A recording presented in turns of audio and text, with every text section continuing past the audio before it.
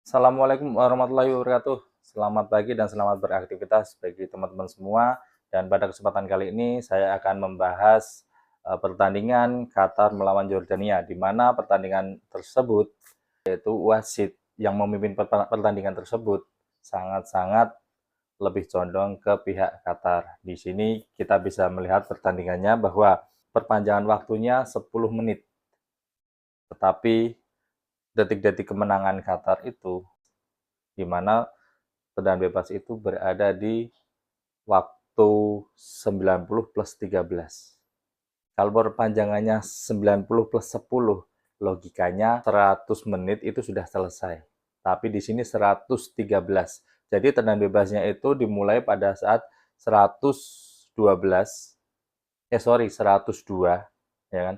Tapi gol tercipta 103. Harusnya pada menit ke-100 wasit menuit peluit untuk selesai. Nah, di sini kelihatan banget kenapa kok sampai ada jeda waktu 3 menit perpanjangan waktu gitu loh.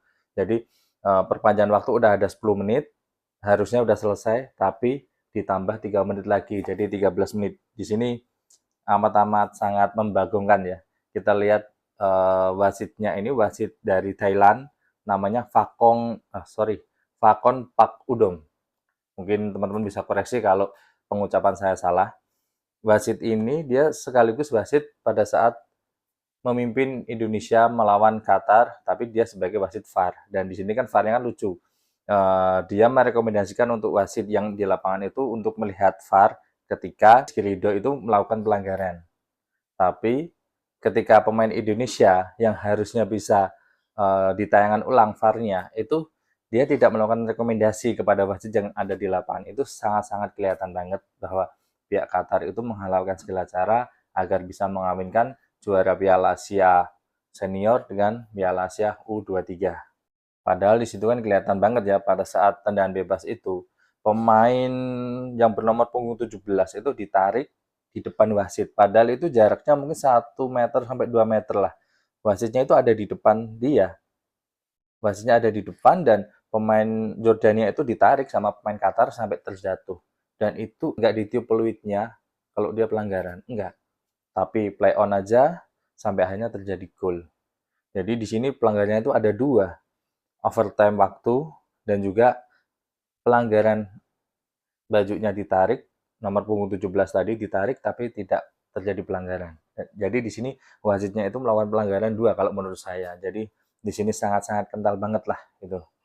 Dan ini kan kita bisa melihat dari Piala Dunia 2022 ya yang ada di Qatar itu kan. Anda tahu sendirilah bahwa terjadi suap di sana yaitu Sepp Blatter dan akhirnya dia disidang dan dicopot. Nah, di sini kan kelihatan banget bahwa pihak Qatar itu sangat menghalalkan dan kalian tahu juga di Indonesia ada kantor FIFA ya kan.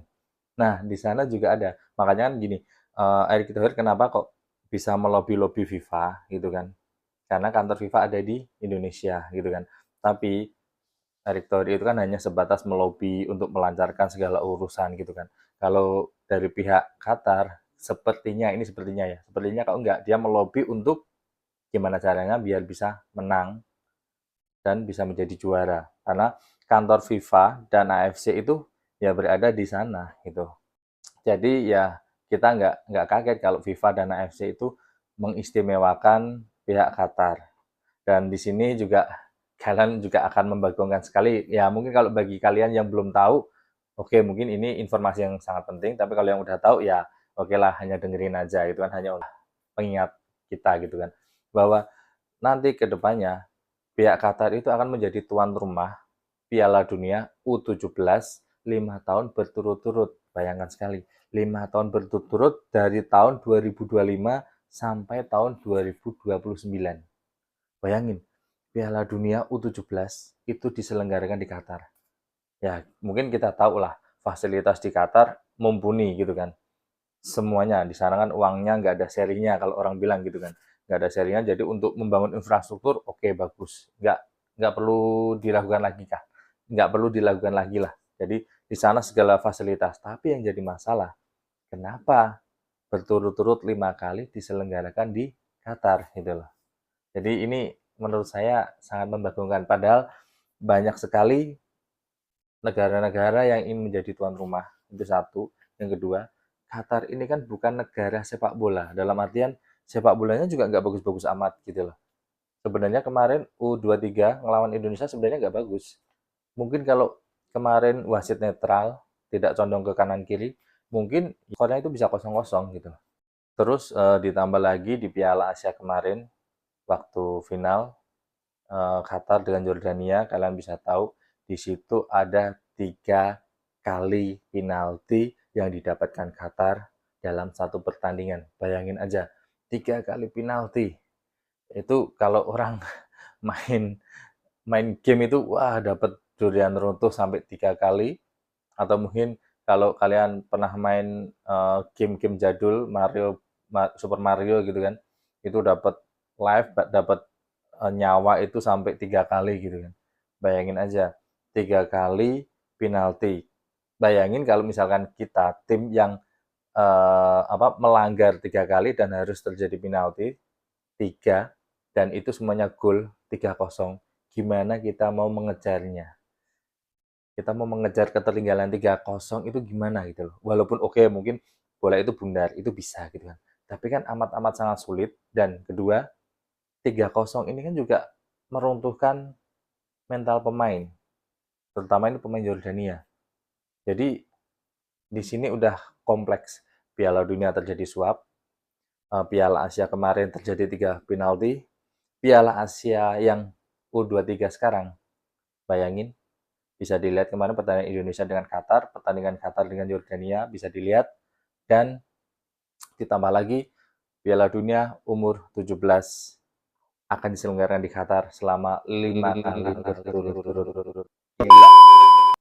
Gila, gila, gila, gila. Jadi amazing gitu kan. Oke, mungkin kalau dari teman-teman ada yang belum menyaksikan antara Qatar dan Jordania, kita bisa ngelihat cuplikannya, highlightnya aja, dan saya juga pengen lihat sekali lagi gitu kan, untuk sharing lah kepada teman-teman semua seperti apa sih gol-golnya di sana, dan di situ kan juga terdapat menitnya gitu kan, menit bermainnya 90 plus 10, tapi kenyataannya 90 plus 13 terjadinya gol penentu kemenangan pihak Qatar ya. Oke, kita lihat sekarang upload play. Oke, ini masih kosong-kosong.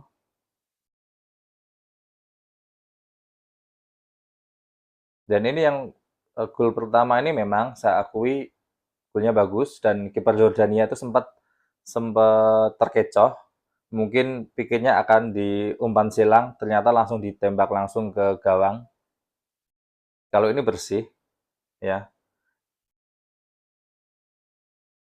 dan skemanya juga bagus. Kalau ini saya akui.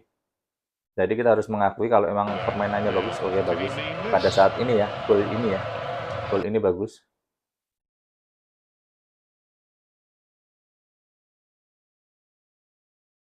Ya, bisa dilihat.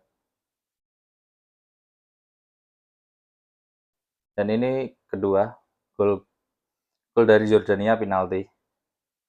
Kalau ini penaltinya murni, murni ya guys. Bisa dilihat itu murni. Cuman di sini di highlightnya nggak diperlihatkan terjadinya pelanggarannya. Ya apalah, kalau pertandingan fullnya itu kan ada.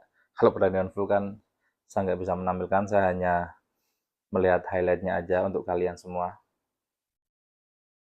Dan ini bisa dilihat, nah ini gol kedua dari Qatar pada menit berapa itu, 102,59 detik, 103 dibulatkan 103 ya, 103, padahal tambahan menitnya di bawah bisa dilihat plus 10. Kalian bisa melihat ini wasitnya, dan semoga saja kita nggak ketemu Qatar lagi ya. Saya berharap ya Indonesia nggak ketemu Qatar, walaupun ini di sini Qatar itu sudah dipastikan lolos, dan ketika negara lain itu masih memperebutkan juara keduanya, runner up-nya. Ya, oke, mungkin dari saya cukup sekian dan terima kasih. Wassalamualaikum warahmatullahi wabarakatuh.